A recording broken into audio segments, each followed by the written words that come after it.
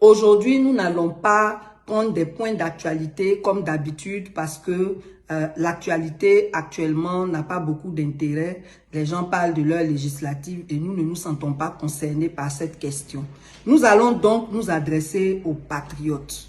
Nous allons nous adresser aux patriotes, mais en faisant un petit cours sur ce que c'est réellement. Parce que tout le monde se prétend patriote, mais qu'est-ce que c'est un patriote? Quelle est la différence entre un patriote et un nationaliste, entre un patriote et un militant? C'est vraiment très important. Voilà. La définition la plus courante du patriotisme, c'est que c'est l'amour de la patrie. Mais cet amour de la patrie est guidé par la volonté de se dévouer pour son pays, mais surtout de faire des sacrifices pour défendre son pays. Je répète, c'est l'amour de la patrie, mais c'est guidé par la volonté de se dévouer pour son pays, mais surtout de faire des sacrifices pour le défendre. Là, nous retenons deux choses. L'amour de sa patrie, le dévouement, et la troisième chose, c'est le sacrifice, l'esprit de sacrifice pour défendre son pays.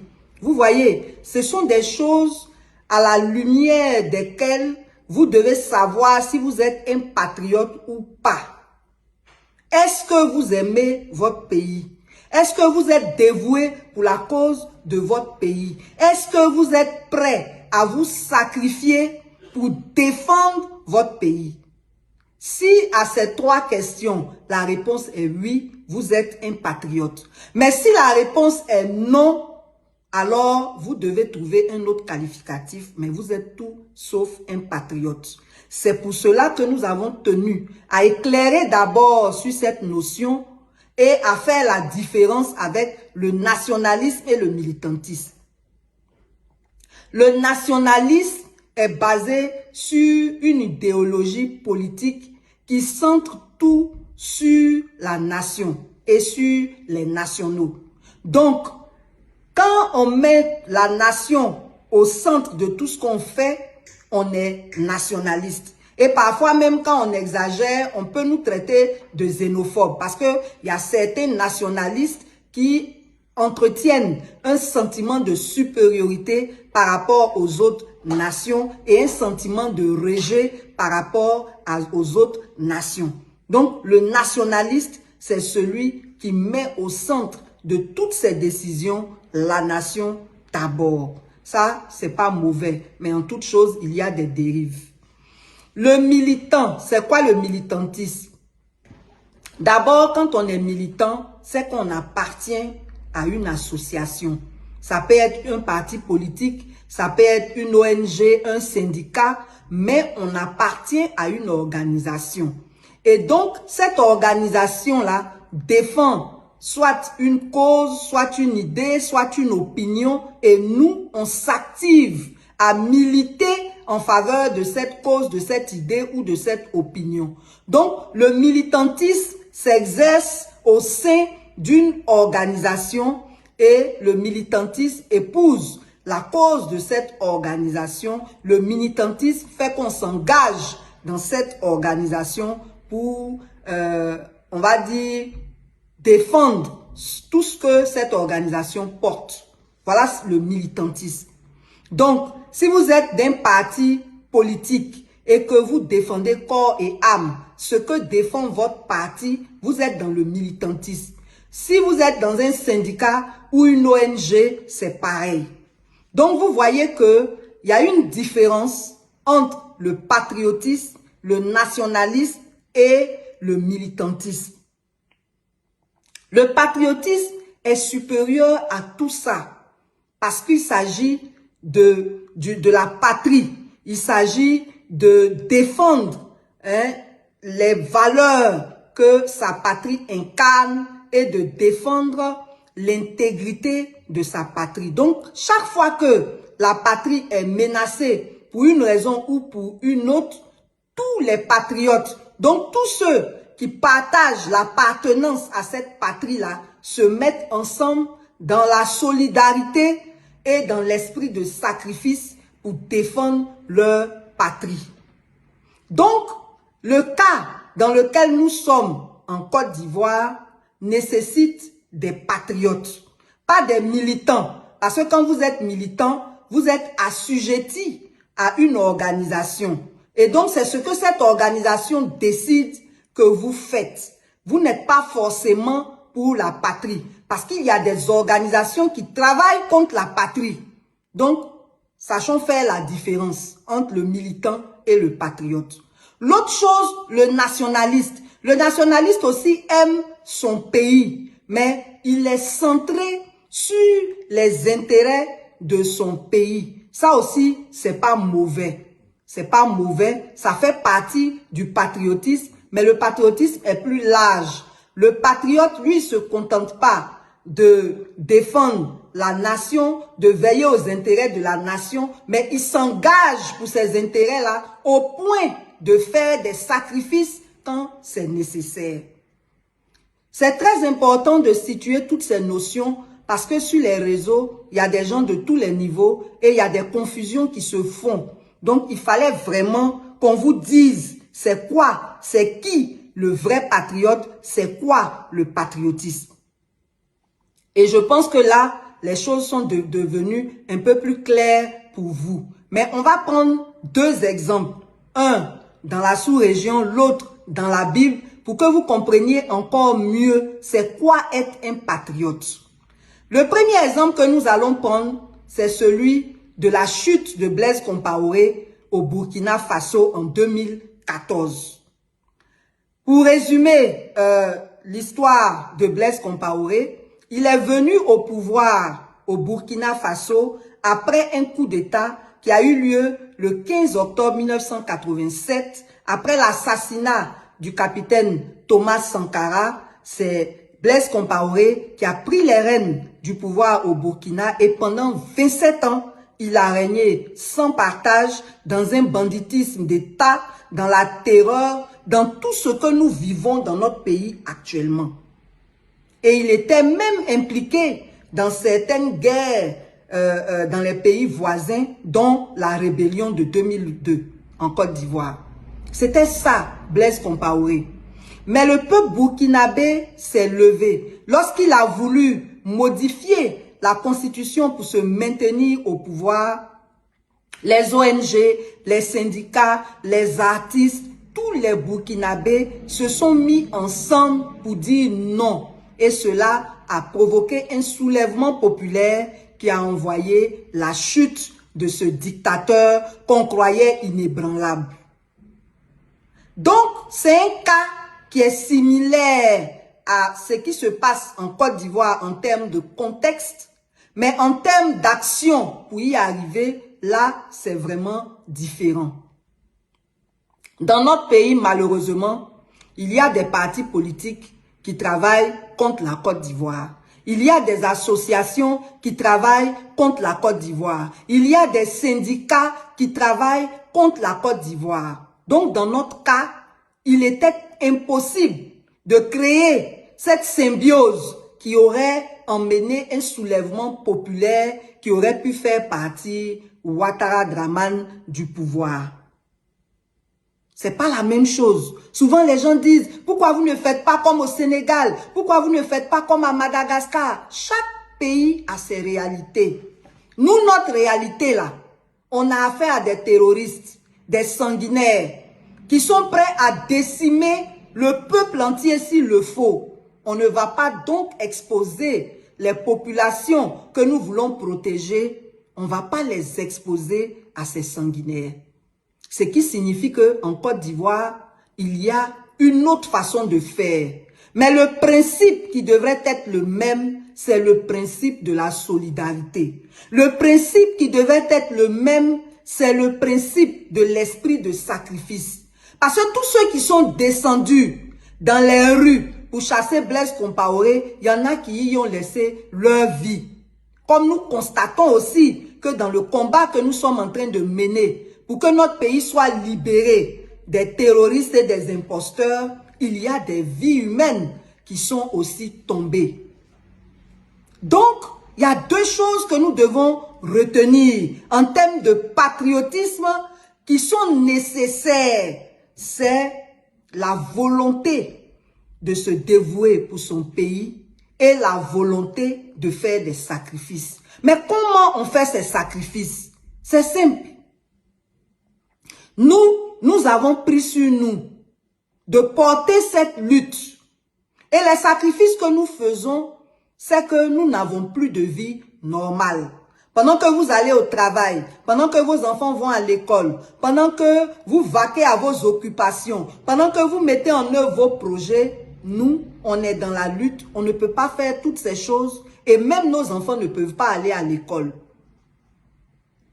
Et donc, on fait ces sacrifices-là. Et chacun de nous a sa part de sacrifice à faire.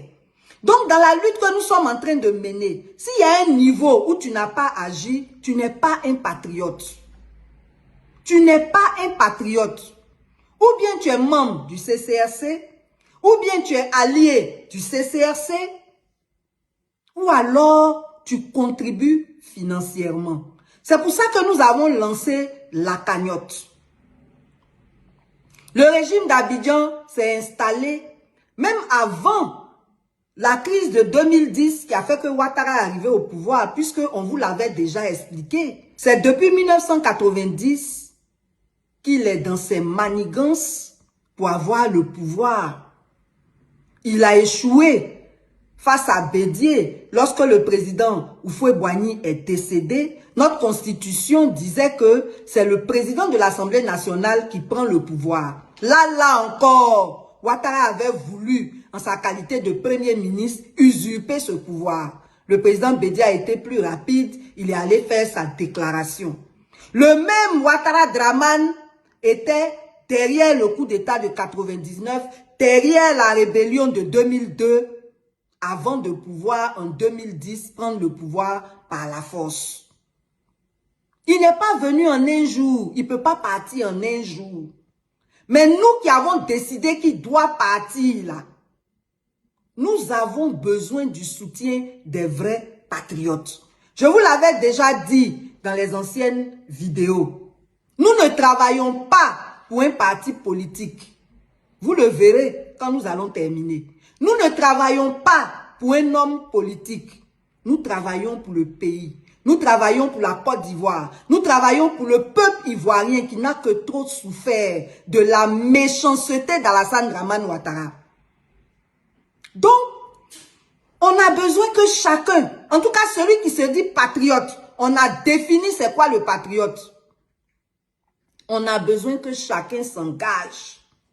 Je vous le disais au début de cette initiative, je vous le disais que si 1 million d'Ivoiriens donnent 200 francs, ça fait 200 millions.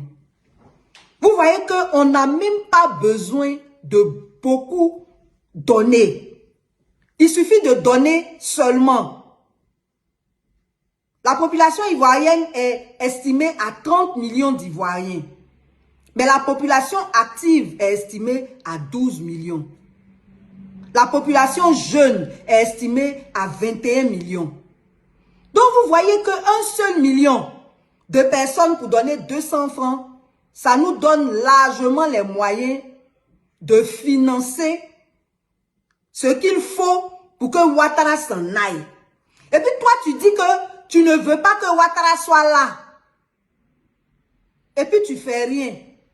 Vous êtes dans vos maisons, vous êtes dans vos maquis. Dieu, mais Dieu il passe par les gens. C'est Dieu qui fait que nous là, nous nous levons. C'est Dieu qui fait que nous lançons des initiatives. Mais Dieu il s'appuie sur des personnes disposées pour faire son œuvre, pour accomplir sa volonté. Et sa volonté, c'est que cette année-là, Ouattara ne soit plus à la tête de la Côte d'Ivoire. C'est ça sa volonté. Mais il accomplit comment? Il accomplit quand des patriotes se lèvent pour dire comme Esaïe, Seigneur, me voici, envoie-moi. Il accomplit quand des patriotes se lèvent pour dire, même si je ne suis pas membre du CCRC, je soutiens le CCRC et je donne ma contribution. C'est très important. Voilà le mois de novembre qui est en train de finir. Vous êtes assis là-bas et puis vous parlez comme eux. Ils n'ont pas dit Ouattara va partir. Pourquoi depuis il ne part pas? On ne voit rien. Mais on n'a qu'à voir quoi? Quand vous-même qui vous dites patriote là, vous ne contribuez pas. On vous parle. Ça rentre ici, ça sort là-bas. Vous êtes dans les maquis. Vous avez l'argent pour acheter bière. Vous avez l'argent pour aller payer des chambres d'hôtel pour commettre le péché. Vous avez l'argent pour payer des perruques. Mais vous n'avez pas l'argent pour défendre votre pays. Vous n'avez pas d'argent pour vous engager pour l'avenir de vos enfants. Parce que ce qu'on est en train de faire aujourd'hui là, c'est pas pour nous, hein. Moi, je vous l'ai déjà dit, j'ai 50 ans passés. C'est pour mes enfants, pour la jeunesse ivoirienne, que je m'engage dans cette lutte. Et si on est vraiment des personnes normales, ça devrait être notre souci. Comment on fait pour améliorer notre quotidien avant de partir? Parce qu'améliorer notre quotidien et nos conditions de vie, c'est ça qui va nous permettre de laisser un bon héritage à nos enfants. C'est ça qui va garantir une Côte d'Ivoire meilleure demain. Mais toi, particulièrement, tu fais quoi pour ça? Tu fais quoi pour ça? Ce n'est pas une affaire de bavardage. Il y a des gens qui nous contactent. Oui, on veut agir, on veut ceci. Actuellement, où on est arrivé là, nous, on n'est pas fous, on n'est pas bêtes pour aller prendre des personnes qu'on ne connaît pas et puis les mettre dans notre équipe. Si vous aimez vraiment votre pays et que vous voulez agir pour votre pays, vous participez à la cagnotte. Plus vite, vous participerez à la cagnotte. Mieux, vous participerez à la cagnotte. Plus rapidement, Ouattara va partir. Donc vraiment, aujourd'hui, là, je veux vraiment vous interpeller. Sortez des buzz. Affaire des Libanais, affaire des législatives. Nous, on dit que tout ça, là, c'est buzz. Parce qu'il n'y aura pas de 4e mandat. Et c'est quand Ouattara va partir, là, régler tous ces problèmes qui semblent vous préoccuper, là. Ça sera un petit problème. Ça, là, c'est difficile à comprendre. Donc, vraiment, c'est pour vous interpeller. Pour ceux qui sont chrétiens, je vais vous donner l'exemple de Jéricho. Dans Josué 6, du verset 2 au verset 20. L'Éternel a demandé au peuple de faire le tour de Jéricho sur 6 jours. Mais si le peuple n'avait pas obéi, la muraille ne serait pas tombée. Si chacun était assis chez lui pour dire que les autres vont sortir, la muraille ne serait pas tombée. C'est cette volonté populaire, cette solidarité qui s'est manifestée, qui a fait que le mur est tombé. Mais pour que cette volonté populaire se manifeste, il fallait aussi avoir la foi. Il fallait avoir la foi. La foi, c'est croire en ce qu'on veut. Et nous, là, on veut le départ de Ouattara. On vous dit que Ouattara, là, il va partir. Et on ne compte pas sur 100% des Ivoiriens. On compte sur ceux qui comprennent, ceux qui ont l'âme réellement patriote. On n'est pas idiot pour penser qu'on peut faire l'unanimité. Il est tout à fait normal que ceux qui profitent du système ne veuillent pas que le système s'écroule. C'est logique. Mais nous qui n'en profitons pas et qui en souffrons, il est dans notre intérêt que le système s'écroule. Et quel que soit son degré de verrouillage, il y a toujours des failles. Et nous là, on ne va pas donner l'occasion à Ouattara de tuer les Ivoiriens en demandant aux gens de venir dans la rue. Ce qu'on vous demande là, c'est de participer à la cagnotte. Et puis vous-même, vous allez voir ce qu'on va faire. C'est tout. La Côte d'Ivoire s'enfonce dans une crise morale plus profonde que toutes les autres. L'amour du pays s'efface devant l'appât du gain, et la corruption devient un mode de vie. Mais comment espérer affronter l'impérialisme si nos propres mains sont vendues? Il est temps de rappeler que sans patriotisme, aucune souveraineté n'est possible. Il fut un temps où être ivoirien signifiait quelque chose de grand. Un temps où nous pouvions marcher la tête haute, fiers de notre drapeau, fiers de notre peuple, fiers de notre dignité. Mais aujourd'hui, quelque chose s'est éteint. Quelque chose s'est perdu dans le cœur de notre pays. Nous avons troqué l'amour de la patrie contre le goût amer du profit. Nous avons vendu notre dignité pour quelques billets, pour des privilèges, pour un peu de confort. Regardons-nous en face. Disons-nous la vérité. Le mal qui ronge la Côte d'Ivoire aujourd'hui ne vient pas seulement de l'extérieur, ni de Paris, ni de Washington, ni des multinationales qui pillent nos richesses. Le vrai mal est en nous. Il est dans nos esprits. Il est dans notre incapacité à dire non à l'argent sale, non à la trahison, non à la corruption. Il est dans cette maladie qui nous pousse à choisir l'intérêt personnel avant celui du pays. Comment pouvons-nous espérer libérer notre nation si nos propres dirigeants, nos élites, nos cadres politiques ne pensent qu'à leur compte bancaire? Comment bâtir une Côte d'Ivoire souveraine quand chaque homme d'État est prêt à vendre son silence, son influence, ou même sa loyauté pour une enveloppe bien garnie? Comment protéger la terre de nos ancêtres si nous la livrons, chaque jour, à ceux qui nous exploitent depuis des siècles, simplement parce qu'ils savent flatter notre cupidité? Le drame ivoirien, c'est que nous avons oublié le sens du mot patrie. Nous avons oublié que ce pays n'appartient ni aux puissants ni aux riches, mais au peuple. Nous avons oublié que la politique est un service, pas une carrière. Et pendant que nous oublions, les impérialistes, eux, se souviennent de tout. Ils savent que là où l'argent parle, les consciences se taisent. Ils savent que là où le patriotisme recule, la domination avance. Alors, ils nous achètent. Ils nous divisent. Ils nous opposent. Ils savent que la plus grande arme contre l'Afrique, ce n'est pas la guerre, c'est la corruption. Ils n'ont plus besoin d'envoyer des soldats. Ils envoient des valises. Ils n'ont plus besoin de canons. Ils ont des comptes offshore. Et nous, que faisons-nous? Nous acceptons, par fatigue, par peur ou par résignation. Nous regardons nos dirigeants s'enrichir pendant que nos enfants crèvent dans les rues. Nous applaudissons ceux qui construisent des villas en Europe pendant que nos hôpitaux manquent de médicaments. Nous célébrons des milliardaires sans scrupules, alors que les vrais héros meurent dans le silence.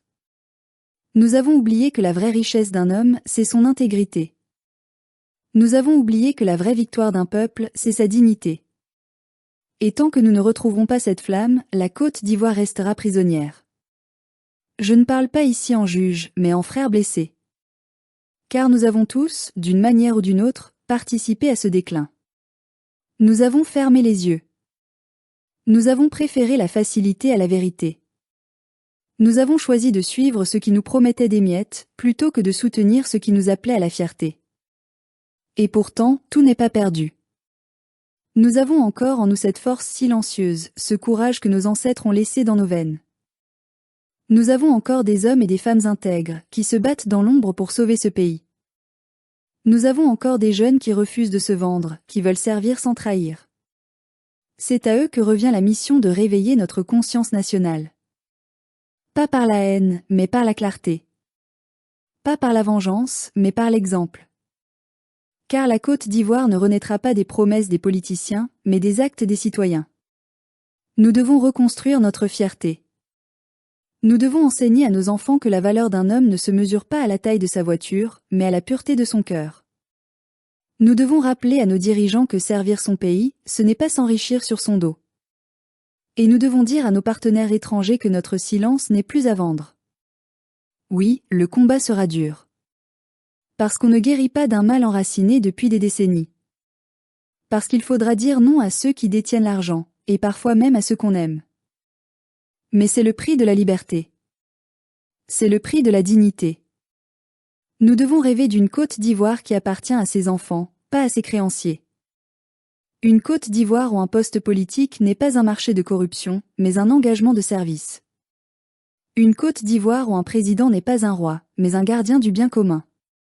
Le président Laurent Gbagbo, malgré ses erreurs, a tenté de réveiller cette conscience. Il a voulu que la politique soit une arme pour la souveraineté, pas un instrument d'asservissement. Mais aujourd'hui, son héritage est en danger, non pas à cause de ses ennemis, mais à cause de ses disciples infidèles. Ceux qui ont transformé le combat du peuple en entreprise privée. Ceux qui citent Gbagbo mais vivent comme Ouattara. ceux qui crient souveraineté le jour et négocient la nuit avec ceux qui nous oppriment. Le patriotisme n'est pas un discours, c'est une discipline. C'est refuser l'argent sale. C'est défendre la vérité, même quand elle dérange. C'est choisir la justice, même contre ses propres intérêts. Nous devons redevenir les gardiens de notre propre dignité. Nous devons exiger des comptes, sans peur. Nous devons refuser les compromissions, même si cela nous coûte. Car la liberté d'un peuple commence par le courage de dire non. Nous, Ivoiriens, avons déjà tant souffert. Nos cœurs portent encore les cicatrices de 2002, de 2011, de toutes ces années d'humiliation. Mais il est temps de transformer nos blessures en leçons. De faire de notre douleur une force. Et de faire de notre histoire une promesse. La promesse d'un pays enfin debout. Debout sur ses valeurs. Debout sur sa dignité. Debout sur sa vérité. Car la Côte d'Ivoire ne mourra pas tant qu'il restera un seul de ses fils pour se lever et dire « Je ne trahirai pas ma patrie ». Et si nous sommes nombreux à le dire, si nous sommes sincères, alors oui, le jour viendra où ce pays sera de nouveau grand, libre et fier.